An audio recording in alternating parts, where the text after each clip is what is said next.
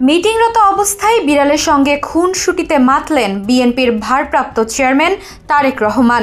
নিজের পোষা বিড়ালের প্রতি তার স্নেহ প্রদর্শনের ছবিটি নেট দুনিয়ায় তুলেছে আলোচনার ঝড়।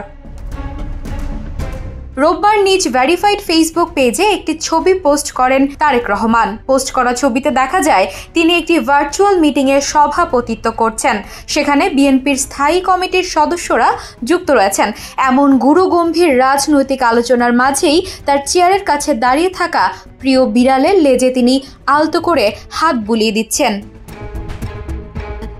রাজনীতি ও ব্যক্তি জীবনের এমন মেলবন্ধনের মুহূর্তটি ক্যামেরাবন্দী হয়ে সামাজিক যোগাযোগ মাধ্যমে আসতেই তা ভাইরাল হয়ে যায়, যেখানে ইতিবাচক মন্তব্য করেন তার নিজ দলের নেতাকর্মী, ভক্ত ও নেটিজেনরা।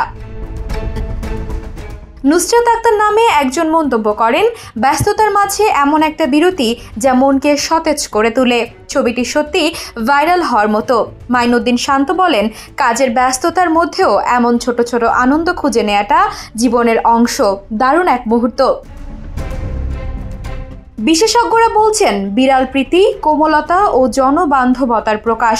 এছাড়াও বাংলায় বিড়ালের মতো চলাফেরা বলতে গোপনীয় বা কৌশল বোঝানো হয়। কৌশলগত পদক্ষেপের একটি অংশ হিসেবে বিড়ালকে প্রতীকী ধরা হয়ে থাকে। বিশ্বের অন্যান্য রাজনীতিকদের মতো বরিস জনসন, জাস্টিন ট্রুডো তাদের পোষা প্রাণীর সঙ্গে ছবি দিয়ে মানুষের কাছে নরম ভাব দেখিয়েছেন।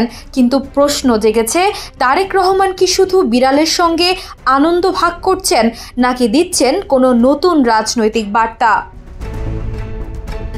মেহরুন্নেসা তন্নি, দ্য নিউজ। দেশে দেশে সবার সাথে, দ্য নিউজ।